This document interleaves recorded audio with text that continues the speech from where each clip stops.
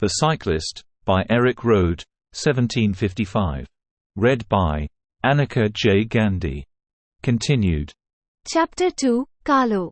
Scene 6, The Modest Abode. As the wheels of my road bike hummed in rhythm with the countryside's tranquil melody, Ponti's trusty three-wheeler led the way through this picturesque Italian landscape.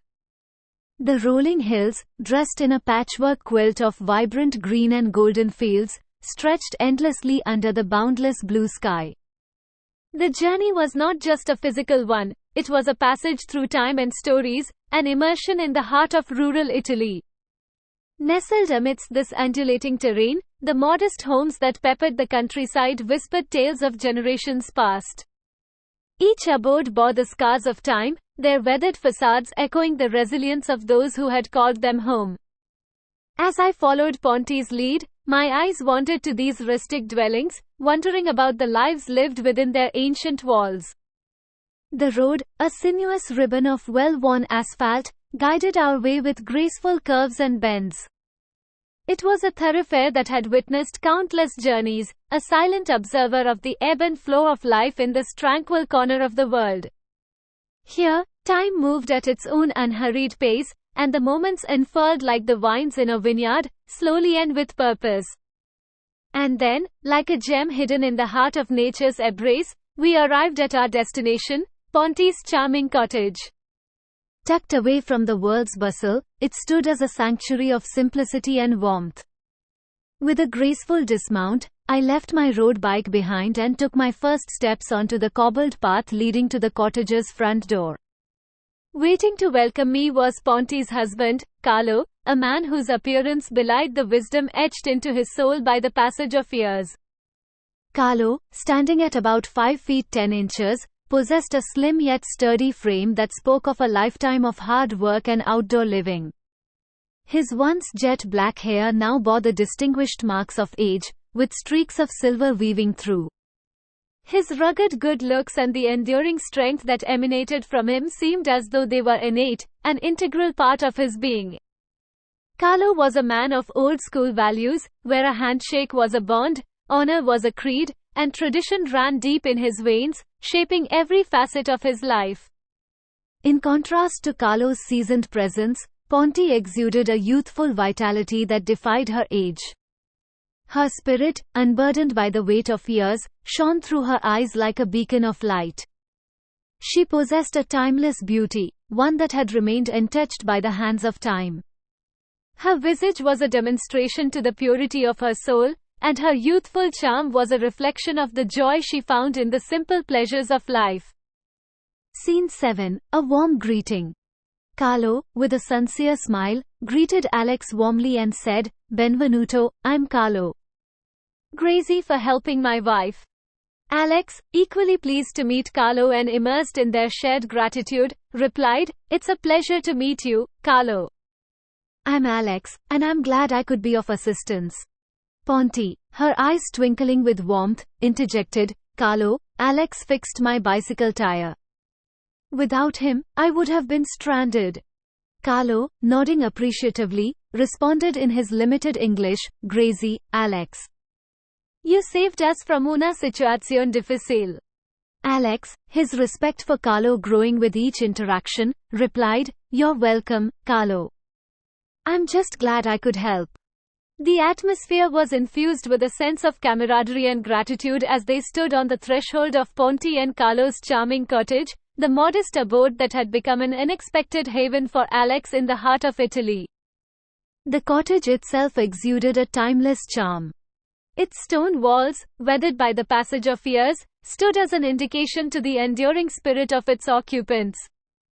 A lush garden surrounded the cottage, bursting with colorful blooms and the sweet fragrance of blooming flowers.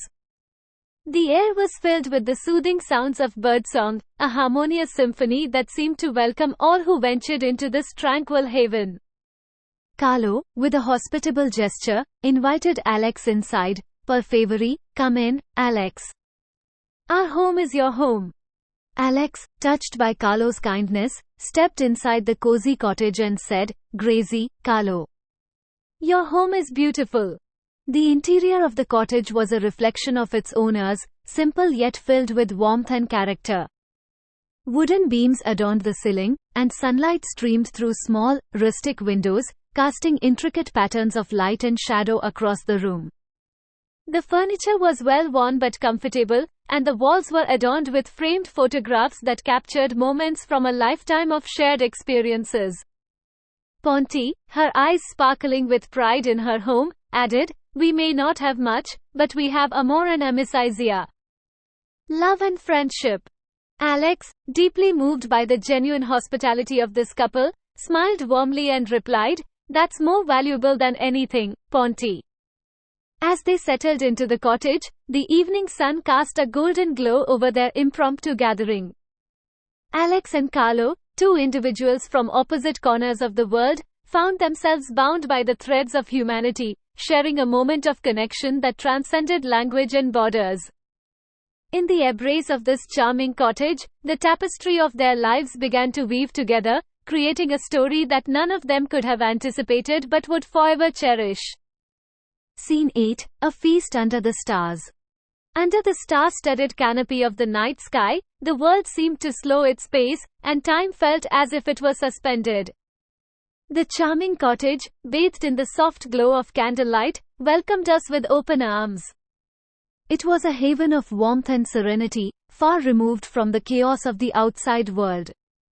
As Carlo prepared a meal that would soon tantalize our taste buds, the savory scents wafted through the air, wrapping around us like a comforting embrace. Carlo, with his boundless generosity, insisted that I stay for dinner. Initially, I hesitated, not wanting to impose on their goodwill, but their welcoming smiles dissolved any reservations I held.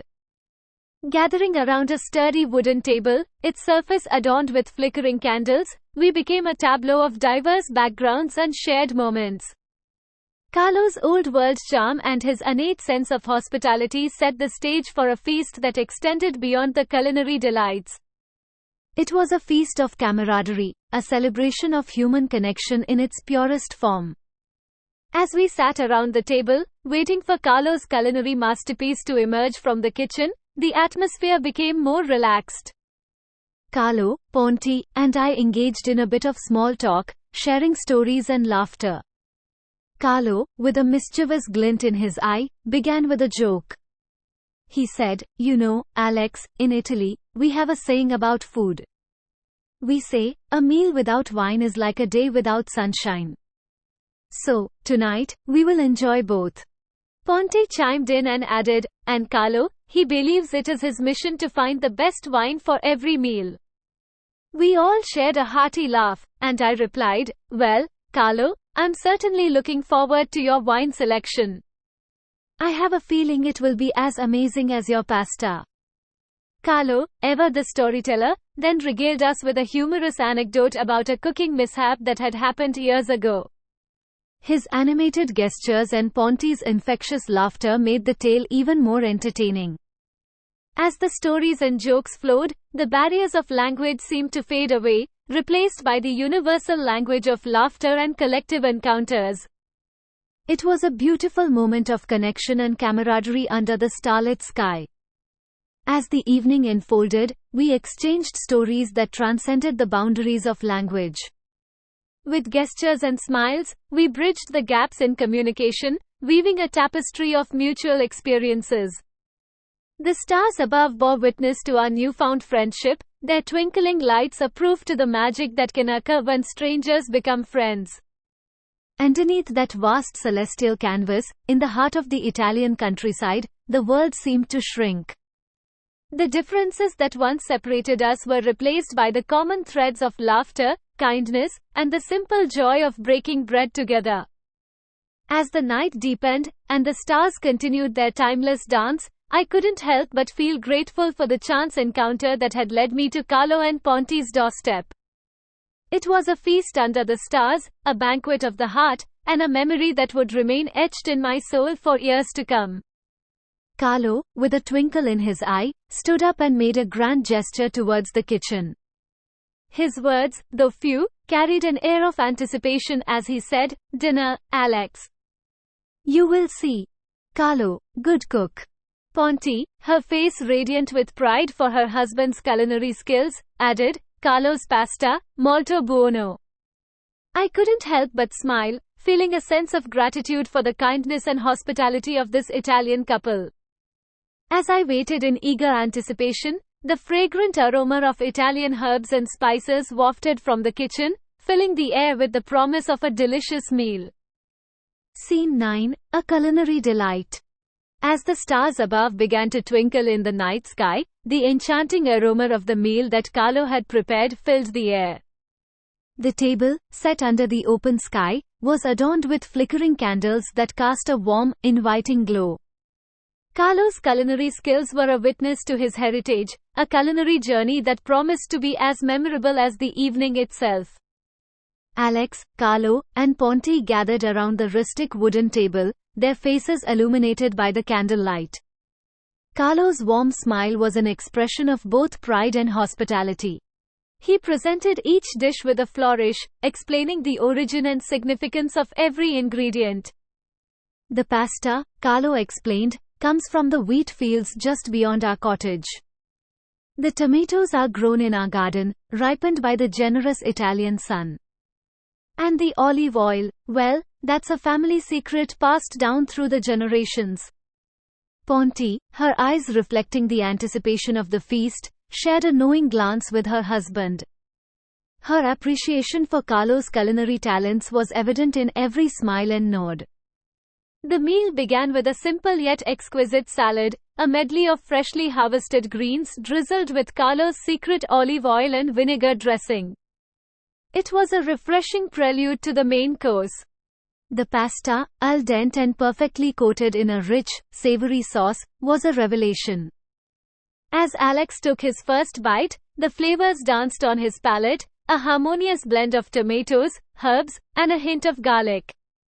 You know, Carlo said with a twinkle in his eye, there's an old saying in Italy that a good pasta dish is like a warm embrace. I hope you feel embraced by our hospitality tonight. Alex, savoring each mouthful, nodded enthusiastically and said, I do, Carlo. This is incredible.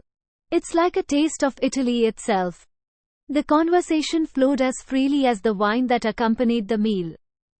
Carlo and Ponty shared stories of their life in the countryside, of the changing seasons, and the traditions that had been passed down through generations. As the evening wore on, Carlo, ever the raconteur, regaled them with humorous anecdotes of mishaps and triumphs in the kitchen. Laughter filled the air, a joyful chorus that resonated with the stars above. Ponty, her eyes twinkling with mischief, interjected with a joke of her own, her laughter like a melodious note in the night. Alex joined in, contributing his own tales of cycling adventures and mishaps on the road. Amidst the laughter and camaraderie, the barriers of language seemed to disappear. Carlo's broken English, Ponty's shyness, and Alex's attempts at both became a tapestry of communication that transcended words. As the night deepened, Carlo refilled their wine glasses, and a sense of contentment settled over them. The stars above bore witness to this serendipitous gathering, a moment where three lives intersected in the most unexpected and beautiful way. In the midst of the Italian countryside, under the canopy of stars, they were not strangers but kindred spirits, bound by the collaborative moment of a culinary delight that had nourished both body and soul. Scene 10, a connection through language. As the night unfolded, the warmth of Carlo and Ponty's hospitality blended seamlessly with the gentle Italian breeze. Around that rustic wooden table, their hearts and experiences spilled out in a symphony of conversation. Carlo, with his limited English, shared tales of his son's adventures in America. The mere mention of the United States brought a spark to Alex's eyes, a glimmer of pride mixed with nostalgia. Carlo painted vivid pictures with his words as he recounted his son's experiences working and cycling in the States. Alex listened intently, eager to bridge the gap between his world and Carlo's. Your son must be an incredible cyclist, he remarked, trying to convey his admiration. Carlo's face beamed with pride as he replied, yes, he was very good. competed all over, in Italy. Ponti, her eyes filled with warmth, added her perspective in her charming broken English. Ah, the races! I remember when he would come home and share stories of his triumphs. It was a joy to see him so passionate. Alex smiled, feeling the connection between their stories and his own journey in the world of cycling. It's amazing how cycling can bring people together, no matter where they're from, he said, lifting his glass in a silent toast. Carlo and Ponti nodded in agreement, their faces reflecting a shared appreciation for the sport and its ability to transcend borders. The night carried on, punctuated by laughter and the clinking of glasses. As Carlo shared more stories of his son's time in America, Alex couldn't help but feel a kinship. He, too, had experienced the thrill of cycling competitions, the camaraderie of teammates, and the joys of victory. In return, Alex shared stories of his own cycling adventures, from the bustling streets of New York City to the scenic routes he had explored in Europe. He spoke of the challenges and triumphs, the moments of exhaustion and exhilaration. Carlo and Ponti listened with genuine interest, their expressions an evidence to their growing connection.